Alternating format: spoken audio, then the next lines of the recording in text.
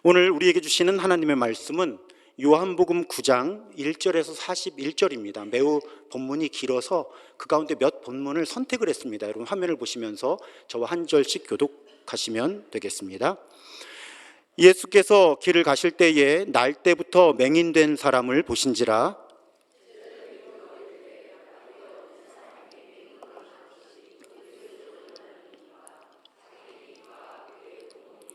예수께서 대답하시되 이 사람이나 그 부모의 죄로 인한 것이 아니라 그에게서 하나님이 하시는 일을 나타내고자 하심이라.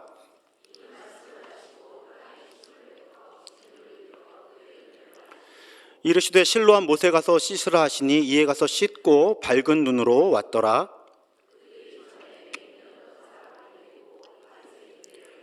예수께서 진흙을 이겨 눈을 뜨게 하신 날은 안식일이라.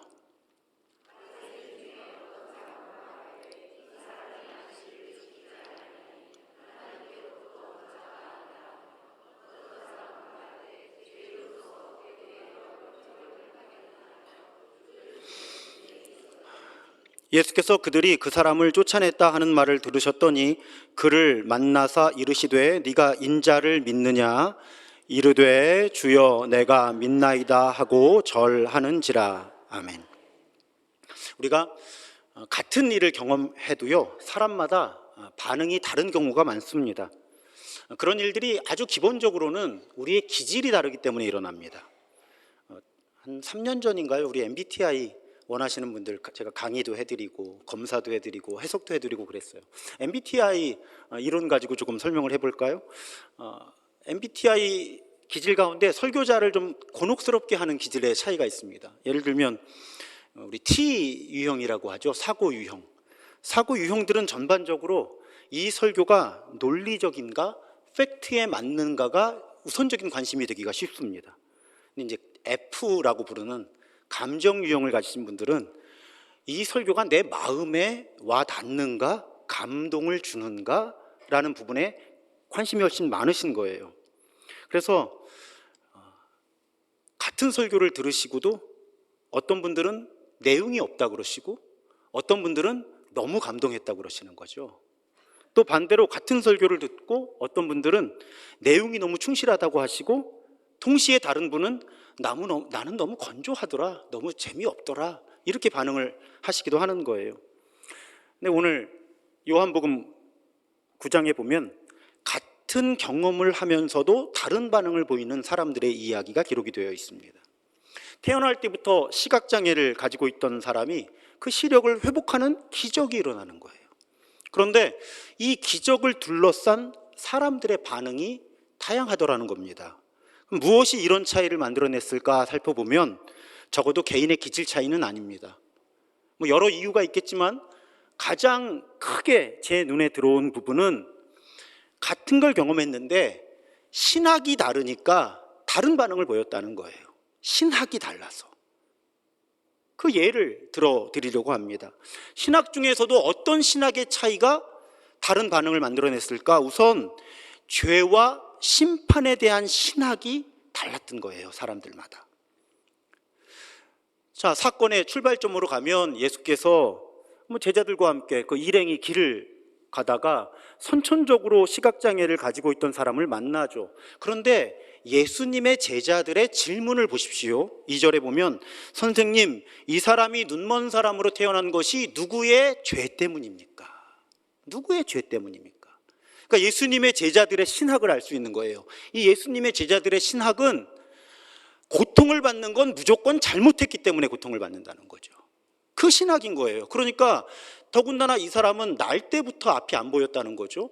그러면 부모 죄 때문입니까? 이 사람의 죄 때문입니까? 아니, 이 사람의 죄 때문입니까? 라고 물으면서 생각해 보니까 태어날 때부터 앞이 안 보였으니까 아니 뱃속에 아기가 무슨 죄를 졌겠어요. 그러니까 그럼 부모의 죄 때문에 이 사람이 날 때부터 눈이 안 보인 겁니까? 이런 해석이 나온 거죠. 근데 바리새인들 역시 똑같았다는 거예요. 자, 이 장애인이 시력을 회복하죠. 예수께서 이제 시력을 회복시켜 주세요. 근데 바리새인들은 이 일이 기쁘지가 않아요. 그래서 지금 이 사람을 데려다가 일종의 신문을 하는 거예요. 너에게 일어난 일에 대해서 바르게 말해. 그런데 실제로 일어난 일에 대해서는 관심이 없어요. 바리새인들 입장에서는 어떻게든 지금 이 사건의 의미를 축소시켜야 되고 이 사건의 주인공인 예수님을 깎아내려야 되는 거예요. 그런데 이 앞을 못 보다가 눈을 뜬 사람이 유도신문에 잘 안 따라와요. 화가 나서 바리새인들이 이 사람을 내쫓으면서 이렇게 말합니다. 34절에 보면 네가 완전히 죄 가운데서 태어났는데도 우리를 가르치려고 들어? 이런 얘기죠. 그러니까 이 바리새인들의 신학도 예수님의 제자들하고 똑같다는 거예요. 지금 날 때부터 앞이 안 보였어. 그러면 이 인간은 분명히 완전한 죄 가운데서 태어난 거야. 그런 신학이죠. 이게 신학의 차이예요. 예수님의 제자들도 바리새인들도 나쁜 일이 일어나는 건 100% 죄로 인한 심판이다. 그런 신학이었다는 거예요. 근데 예수님이 틀렸다고 그러시는 거죠. 3절에 보면 이 사람이 죄를 지은 것도 아니고 그의 부모가 죄를 지은 것도 아니다. 하나님께서 하시는 일을 이 사람을 통해 드러내시려는 것이다. 다른 관점에서 죄와 고난, 심판의 문제를 해석하라고 예수님께서 이들의 신학을 바로잡아 주시는 겁니다. 예수님께서 뭐라고 말씀하시는 거예요? 모든 고난이 죄의 결과가 아니다. 잘 들으셔야 돼요. 어떤 고난은 죄의 결과예요. 하지만 모든 고난이 죄의 결과는 아니다. 때로는 고난의 원인, 이유와 관계없이 어떤 고난은 하나님께서 하시려고 하는 일을 이 세상에 드러내시는 과정이 되기도 한다. 예수님은 이들과 다른 신학을 지금 가르쳐 주시는 거예요. 이들의 잘못된 신학을 바로잡아 주시는 겁니다. 자, 이 주제 우리에게도 중요하죠. 우리가 고난의 문제를 해석할 때 극복해야 할 양극단이 있는 거예요. 우리한테도 그런 모습이 있어요. 이쪽 극단에는 어떤 분들이 있을까요? 오늘 본문의 바리새인들처럼 모든 고난을 죄의 심판이라고 해석하는 분들이 여전히 우리 공동체에도 계세요. 본인이 본인을 너무 힘들게 해요. 그리고 주변의 다른 사람들도 힘들게 하는 거야. 요즘 용어로 하면 2차 가해를 계속 가하는 거죠. 지금 내가 어려운데 사실은 내 잘못 때문이 아니야. 그런데 이분의 신학은 잘못된 건 전부 죄 때문이니까 나한테 죄가 있어서 내가 이 고난을 당한다고 스스로에게 계속 2차 가해를 가하는 거예요. 근데 그런 신학은 자기만 힘들게 하는 게 아니죠. 내 주변에 내가 아끼는 사람이야. 그런데도 내 신학이 그러니까 뭔가 어려움을 겪는 사람한테 계속 잘 생각해봐. 잘 생각해봐. 네가 뭔가 잘못한 게 있으니까 이런 어려움을 당하지. 잘 생각해봐. 회개해야 돼. 이런 신학이 여전히 우리에게 존재한다는 거죠. 자, 반대 극단은 어떤 신학일까요? 아까 말씀드렸잖아요. 반대. 거꾸로 고난과 죄는 관계가 없다고 결론을 내리는 거죠. 고난과 죄는 관계가 없어. 자, 이 극단도 목회적으로 보면 난감합니다. 정말 난감해요. 본인이 지금 잘못해서 어려운 거예요. 적어도 한 80%는 본인의 책임인 것 같아요. 근데 이런 분들이 조금 극단적으로 말하면 어떤 태도를 보이는가 하면 주님께서 나에게 감당하게 하시는 십자가를 제가 감당하겠습니다. 이렇게 나오는 거예요. 지금은 바로 잡아야 할 걸 분별해서 바로 잡아야 살아요. 근데 이걸 자기의 죄, 자기가 바로 잡아야 할 영역에 대해서는 일도 생각 안 하고 하나님께서 감당하게 하시는 십자가를 제가 감당하겠나이다. 이렇게 나온단 말이죠. 그렇게 망하는 거예요. 신학은 중요합니다. 그리고 이런 분들은 주변의 다른 사람도 반대로 힘들게 하는 거죠. 지금 이 사람은 잘못해서 어려운 거예요. 지금 생각을 바꿔야 돼. 혹은 태도를 바꿔야 돼. 뭔가 하던 일의 방향을 바꿔야 돼. 근데 계속 옆에서 뭐라 그래요? 고난은 죄의 결과가 아니야. 하나님의 뜻이 있는 거야. 너를 지금 막 이런 식으로 훈련하시는 거야. 버텨야 돼. 아니, 지금은 버틸 때가 아니에요. 회개해야 되는 때야. 근데 옆에서 버텨야 돼. 이러면 그분이 회개하고 회복될 기회를 오히려 박탈해버리는 거죠. 이런 일들은 우리의 현실 속에서 끊이질 않습니다. 여러분, 우리는 고통 속에서, 고난 속에서 오늘 예수님의 가르침에 따라서 하나님께서 하시는 일이 무엇인가를 묻고 분별해야 되는 거예요. 그래서 하나님께서 회개를 촉구하시면, 무엇인가 잘못된 것을 바로잡기를 하나님이 원하시면 그렇게 하면 되고, 그렇지 않고 이 고난을 내가 감당해내면서 하나님께서 뭔가 세상에 드러내시고 싶어 하시는 일이 있다고 분별하게 되면 그 선택을 하면 되는 거예요. 문제는 하나의 고통, 하나의 고난 속에 이 둘이 보통 섞여 있어요. 그러니까 세심하게 분별을 해야 되는 거죠. 근데 교회에 오래 소속되어 계신 분들 중에도 그렇게 정교하게 분별을 하는 분들이 많지 않아요. 교회 문화에 따라 결정됩니다. 사실상 담임 목사의 신학에 따라 결정되는 거예요. 담임 목사가 꾸준히 고통은 죄의 결과라고 강조하면 공동체 전체가 고통이 일어날 때마다 죄의 문제를 고민하게 되는 거고, 담임 목사가 반대로 고통과 고난은 죄와 관계가 없다는 쪽의 설교를 주로 전달하면 그 교회는 부작용으로 죄와 회개에 대해서 둔감해지는 그런 현상이 사실은 자주 일어날 수밖에 없습니다. 그래서 여러분, 우리는 냉정하게 분별해야 되는 거예요. 지금 이 어려움 속에 내가 책임지고 바로잡아야 할 부분들이 어떤 부분들이고, 하지만 그 선을 넘어서서는 내가 책임질 영역이 아니고 하나님께서 뭔가 이루실 일이 있어서 나에게 감당하게 하신다. 이걸 정교하게 분별하면서 고통, 고난을 감당해 나가야 고통, 그 고난을 벗어날 수 있는 길도 열리고, 아니면 적어도 고난을 의미 있게 감당해 내면서 하나님께서 하시는 일을 경험하고 간증하는 사람들이 될 수 있다는 것입니다.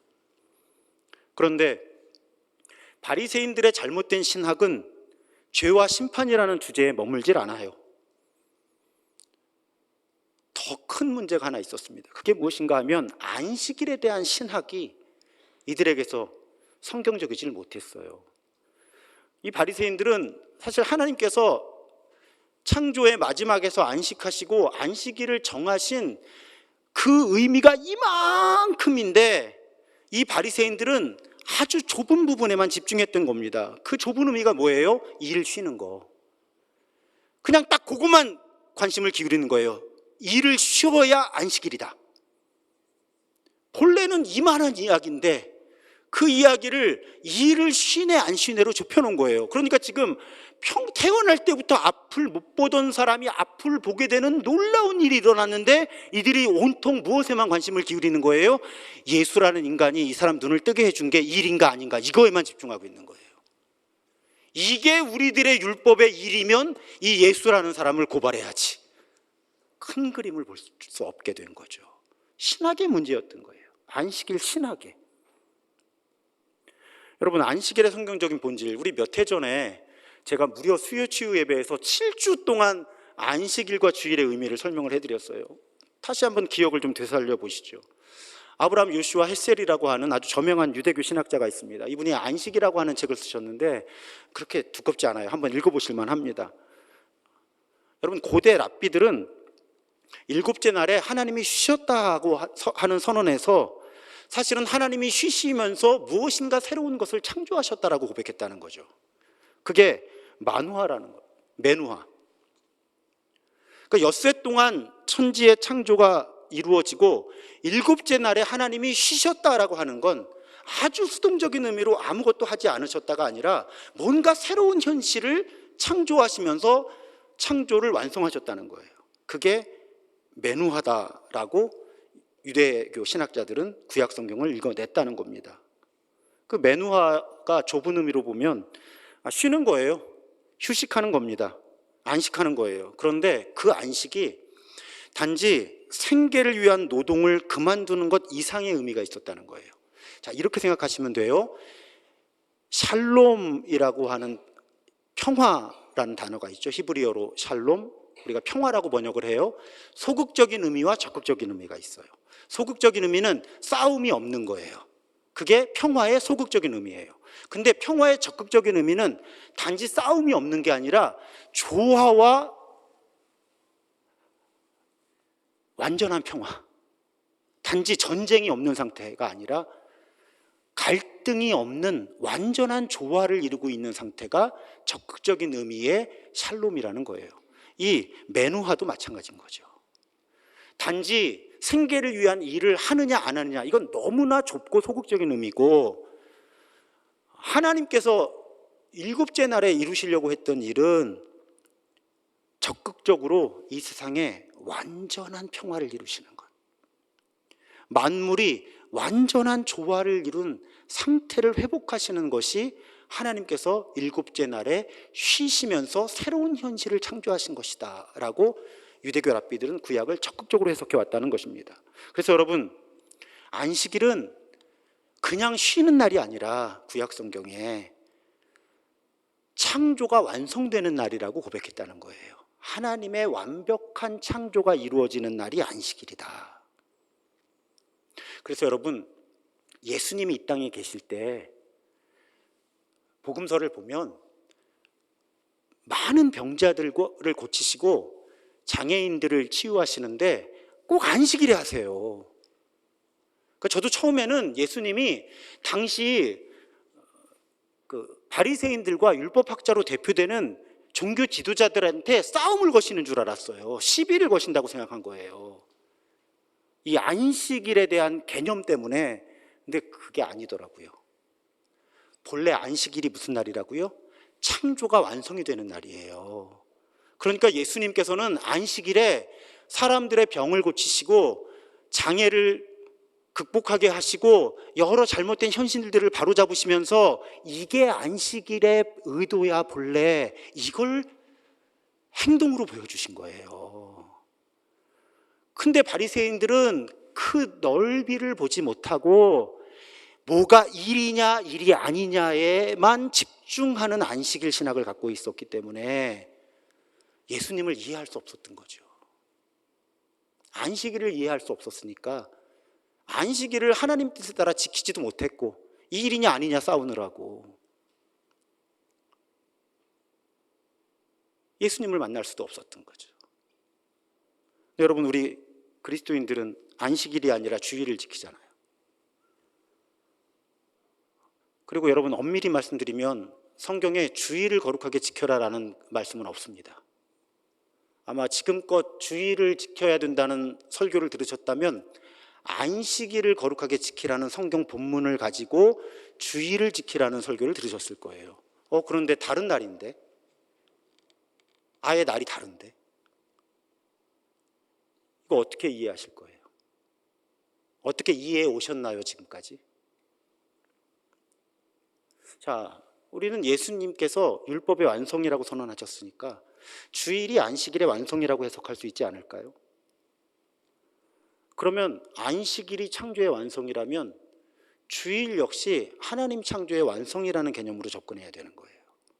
그걸 예수님이 무엇을 통해 보여주신 거예요? 부활. 주일은 예수께서 부활하신 날이잖아요. 여러분, 부활의 의미가 뭡니까? 부활의 의미, 새로운 창조잖아요. 그러니까 주일의 의미는 새로운 창조예요. 쉬는 게 아니에요. 쉬는 건 새로운 창조를 경험하는 과정이고 요소일 뿐이지, 주일을 거룩하게 지키라는 건 하나님께서 예수 그리스도의 부활을 통해서 새롭게 시작하신 일들을 경험하라는 거예요. 그게 주일 성수의 성경적인 의미입니다. 예수께서 부활하시면서 새로운 창조가 시작된 거예요. 그래서 여러분, 초대교회부터 주일을 부르는 명칭 가운데 8번째 날이라는 개념이 있었던 거예요. 제8일, 8번째 날. 자, 이 표현이 비중 있게 나타나는 문헌이 1세기 말 2세기 초 사이에 기록된 것으로 보이는 바나바의 편지라는 글입니다. 그 글의 일부를 인용해 드릴게요. 여기서 나는 하나님이에요. 하나님께서 말씀하시는 거예요. 나 하나님은 오늘날 너희의 안식일을 받을 수가 없다. 내가 받을 수 있는 안식일은 내가 창조한 안식일이다. 나는 그 안식일에 만물을 쉬게 하고, 쉬는 것은 매우 중요해요. 하지만 그게 끝이고 다가 아니라는 거예요. 8째 날을 시작하신다는 거죠. 또 다른 세상의 시작을 창조한다. 우리는 8째 날을 즐겁게 축하해야 한다. 이 날은 예수께서 부활하시고 승천하신 날이다. 초대교회부터 주일의 의미는 예수께서 부활하시면서 새로운 창조를 하나님께서 시작하신 날이야, 이렇게 고백한 거예요.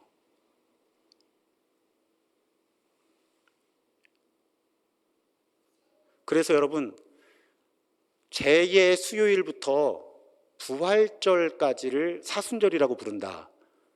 근데 매해 설명하다가 이제 제가 와서 한 7년쯤 됐으니까 올해는 설명을 안 해드렸는데, 이제 오늘 본문 때문에 설명을 해드려야 되겠네요. 아무도 질문을 안 하시더라고요. 왜 46일인데 40일이라고 하냐고. 아니, 수요일부터 주일까지잖아요. 그러면 46일이에요. 근데 40일이라고 사순절이라고 붙였다는 거죠. 6일은 어디 갔어요? 사순절에 주일을 포함시키지 않은 거예요, 교회가. 왜? 주일은 모든 주일이 부활절이기 때문에. 그래서 사순절이 고행하고 절제하는 날이거든요. 그런데 주일은 고행하고 절제하는 날이 아니라 그리스도의 부활을 통해서 새로운 현실이 시작되었다는 것을 기뻐하는 날이었어요. 그래서 46일 동안의 사순절에 주일을 포함하지 않았고요. 당연히 그날은 금식도 하지 않았습니다. 그날은 새로운 창조가 시작된 것을 기뻐하고 감사하고 누리는 날이었기 때문에 그래요. 근데 여러분, 주일 성수를 그렇게 중요하게 여기는 교회가 정작 주일 성수가 뭔지를 잘 안 가르쳐 주더라는 거죠. 그러니까 많은 분들이 주일 성수 그러면 출근 안 하면 주일 성수한다고 생각하시는 분도 계시고, 교회 와서 예배하면 주일 성수했다고 생각하시는 분들이 너무 많아요. 아마 여기도 지금 이 설교 안 하고 설문조사 무기명으로 하면 출근 안 하는 거, 주일날 예배 드리는 걸 주일 성수의 본질이라고 여기시는 분들이 꽤 많을 거예요. 아니에요. 그건 너무 작아요. 여러분, 주일을 거룩하게 지키는 건 한두 시간의 문제가 아니라 24시간의 문제예요. 또 해서 0시가 되면 주일이 시작되는 거예요.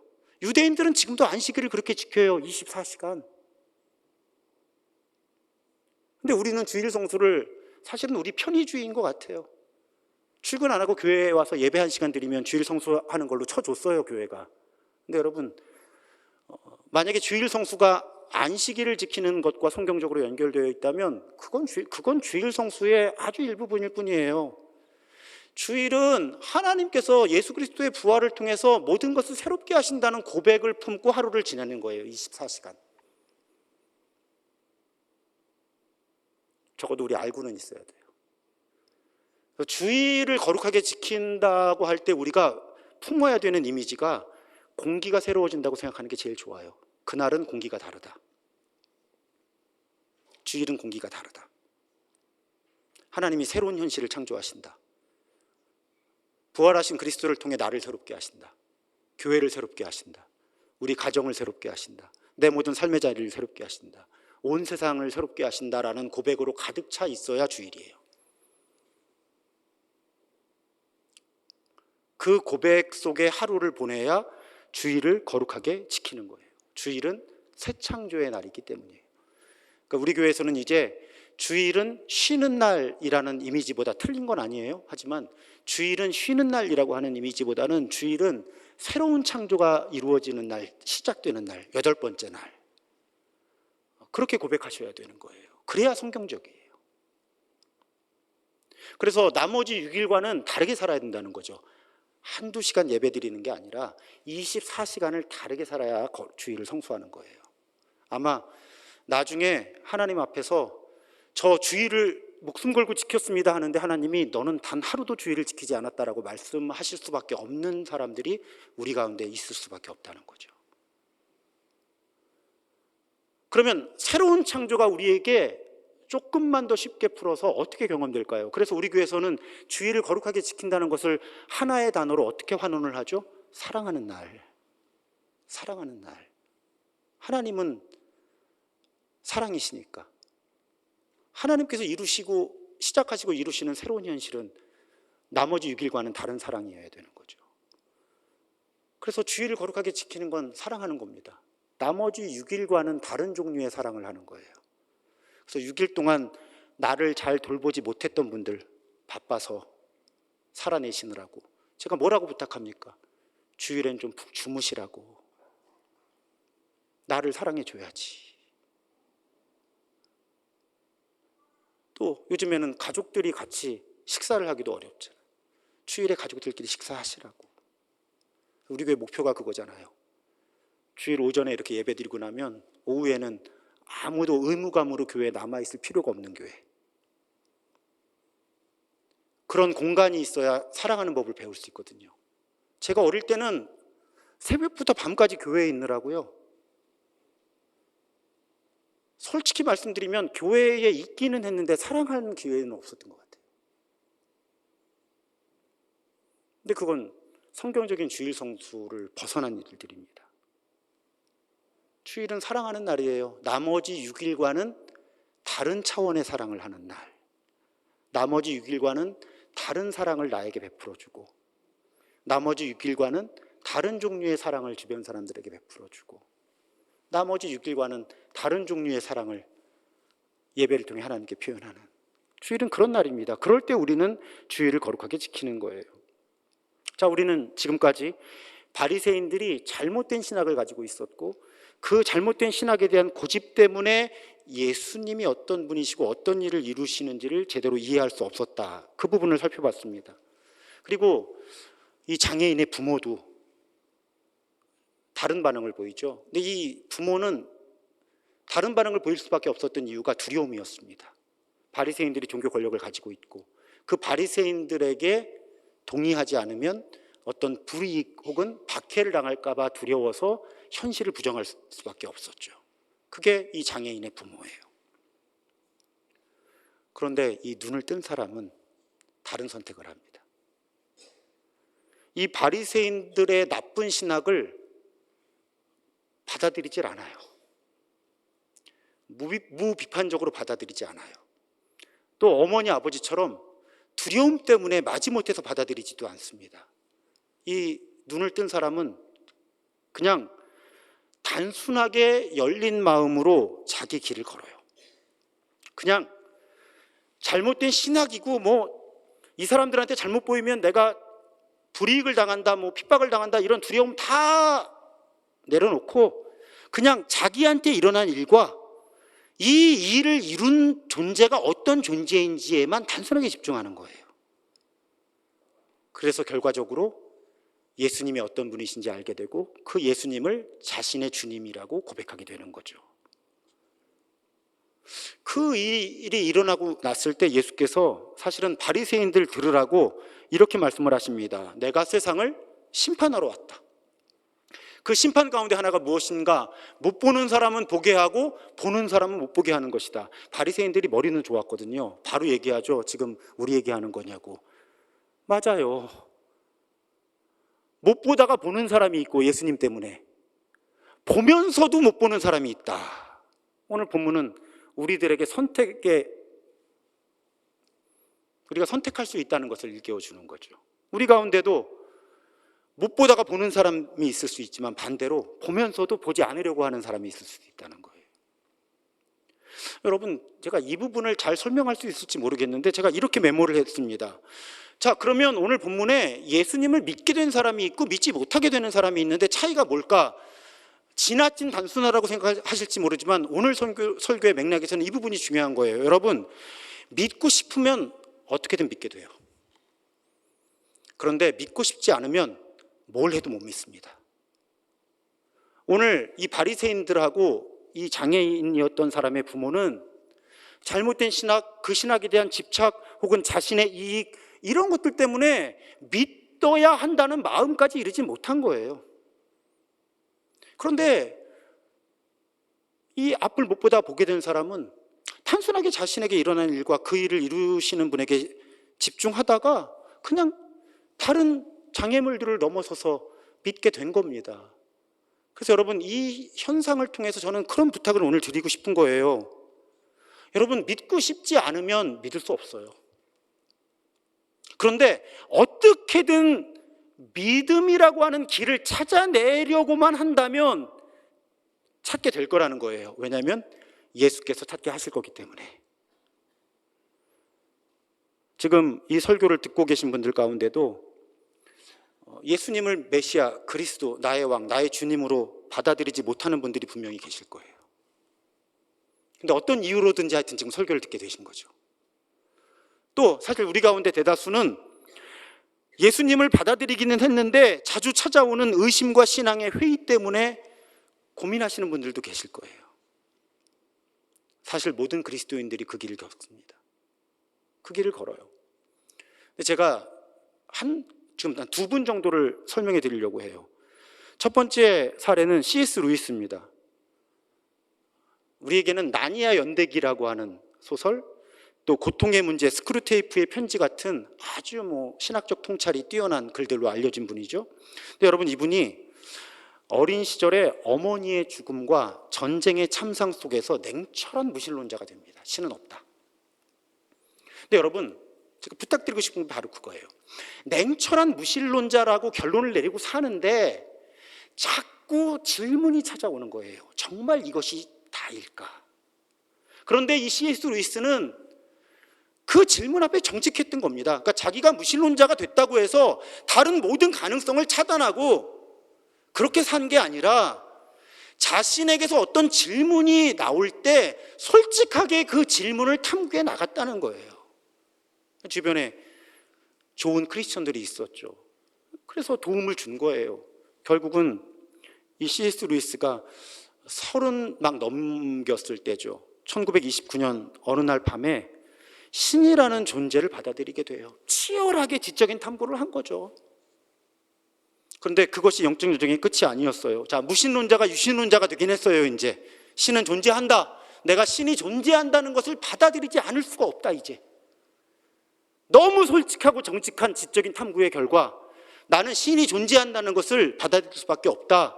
근데 남은 질문이 있는 거예요. 어떤 신? 기독교의 신? 이슬람의 신? 또 여정이 시작되는 거예요. 어떤 신인가? 그리고 한 2년 동안의 또 치열한 싸움 끝에 1931년에 이런 결론에 도착을 해요. 자, 온 인류에게는 신화가 있다는 거예요. 꿈이 있다는 거예요. 여러분, 어느 문화권이나 신화가 있어요. 꿈꾸는 무엇인가가 있습니다.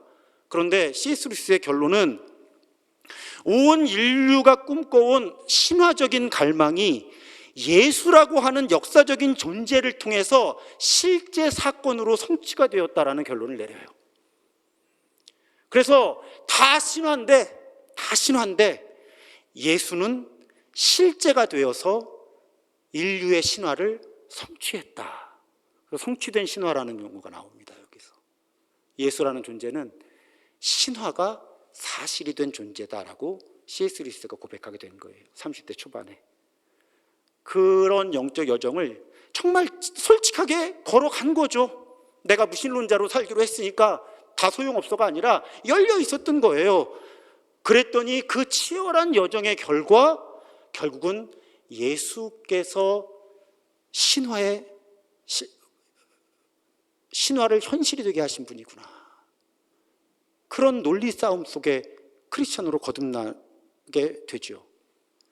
그 이야기를 예기치 못한 기쁨이라는 책에서 소개하고 있는데 읽지 마세요. 너무 어려워요. 저 굉장히 후회하면서 읽었어요. 그리고 또 생각해 본 거예요. 한국 분들 가운데는 누구를 소개할 수 있을까? 가장 저에게 와닿은 분이 이어령 선생님입니다. 여러분 아시잖아요. 이분이 한국의 무신론적인 지성을 대표한다라는 직함을 상당히 오래 가져오신 분이에요. 무신론적인 지성.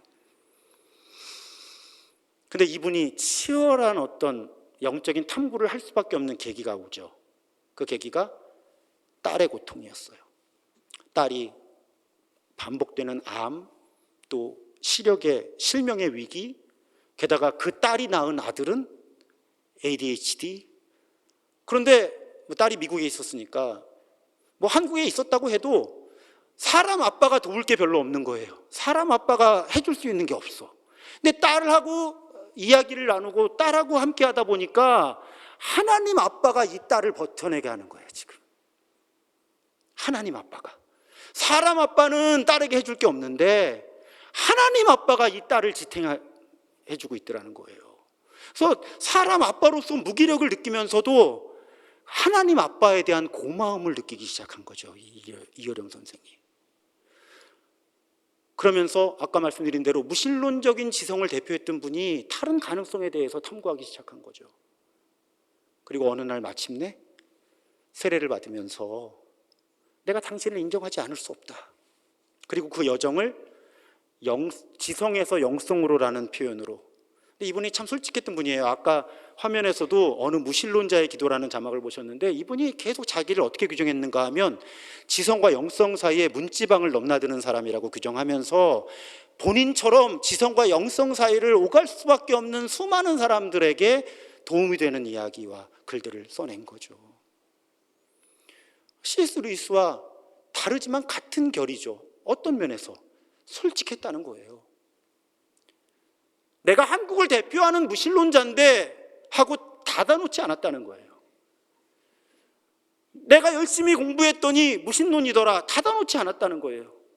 C.S. 루이스든 이효령 선생이든 그냥 솔직하게 자기를 찾아오는 삶의 문제와 삶의 의미를 추구해 갔다는 거죠. 그랬더니 어느 지점에 하나님이 계시더라는 거예요. 그리고 그 하나님을 인정한 거죠. 저는 이효령 선생의 용기에 대해서 존경의 마음을 표현하지 않을 수 없어요. 저라면 한국의 무신론 지성을 대표한다고 하는 직함을 그렇게 오랫동안 가져온 사람이 그렇게 선언할 수 있었을까? 저는 우리 교회가 그런 정직한 영성으로 가득한 교회가 되었으면 좋겠다는 거죠. 저는 여러분들이 저한테 와서 하나님이 살아계신 걸 못 믿겠어요 한다고 마음 불편하지 않습니다. 저도 그럴 때가 있어요. 하지만 저는 제 영적인 여정에 솔직하고 싶고 그런 문제를 만날 때마다 정면으로 돌파해 온 거예요, 지금까지. 앞으로 살아있는 동안에도 그럴 겁니다. 여러분, 만약에 그것이 어떤 지적인 깨달음 혹은 정보가 부족해서라면 성경을 공부하셔야 되는 거고요. 어떤 종류의 체험이 부족하시다면 더 깊이 기도하고 더 많이 사랑을 나눌 수 있는 기회를 시도해 보셔야 되는 거예요. 그러면 오늘 앞을 못 보다가 앞을 보게 된 사람을 찾아오셔서 눈을 뜨게 하신 하나님이 우리의 영적인 시력, 영적인 감각을 회복시켜 주실 거라고 저는 믿습니다.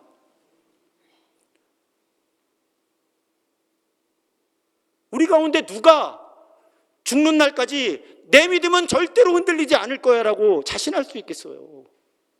우리 살다 보면 수많은 신앙의 의심과 회의가 우리를 찾아오고 괴롭힐 수밖에 없습니다. 의심하지 않게 해주세요. 신앙에 대한 회의를 갖지 않게 해주세요. 그 기도 아마 제대로 작동하지 않을 겁니다. 우리의 기도는 오히려 이런 기도가 되어야 하죠. 하나님, 내가 신앙의 의심과 회의 때문에 방황하게 될 때 나로 하여금 내가 믿나이다라고 고백하게 하여 주옵소서. 아니요, 여러분, 원고를 쓰고 보니까 제가 잘못 썼어요. 그런 지경이 되면요, 내가 믿습니다라고 고백 못합니다. 그래서 원고에 오늘 아침에 다시 썼어요. 하나님, 제가 믿고 싶습니다라고만 고백할 수 있어도, 제가 믿고 싶습니다라고만 고백할 수 있어도 그 정직한 영적인 여정 속에 하나님께서 우리를 찾아오셔서 그 순간에 필요한 깨달음과 그 순간에 필요한 하나님 체험을 하게 하실 거라는 거예요. 제발 고집을 부리지만 말자고요. 내가 아는 것이 전부인 것처럼, 내가 경험한 것이 전부인 것처럼 그렇게 고집만 부리지 말자고요. 우리 솔직하자고요. 열어놓고 살자고요. 그러면 내가 믿습니다 혹은 다시 믿고 싶습니다라고 하는 그 고백을 통해서 하나님은 새로운 창조를 우리에게서 시작하시고 이루실 것입니다. 저는 우리 교회가 그런 고백으로 가득했으면 좋겠어요. 안 믿으면서 믿는 척하는 사람 없었으면 좋겠습니다. 흔들리면 흔들리는 대로, 의심하면 의심하는 대로, 신앙의 회의가 찾아오면 회의 그대로 받아들이면서 또 그런 것들로 인해서 서로를 정죄하지 않으면서 비난하지 않으면서 정직하게 진리를 함께 찾아가는 그런 교회, 제가 꿈꾸는 교회예요. 사랑하는 여러분, 그렇게 신앙의 회의와 의심과 갈등 속에서 내가 믿습니다. 거기까지 못 가셔도 돼요. 믿고 싶습니다. 다시 믿고 싶습니다. 그 고백을 통해 자신의 진리를 향한 갈망을 표현해내고요. 그렇게 우리가 자신의 신념이나 철학, 이미 가지고 있던 잘못된 신학, 자신의 이익과 신념, 모든 두려움을 넘어서서 끊임없이 주님과의 친밀한 사귐을 이어가는 우리가 더욱 되기를 주님의 이름으로 부탁드리며 축복합니다. 그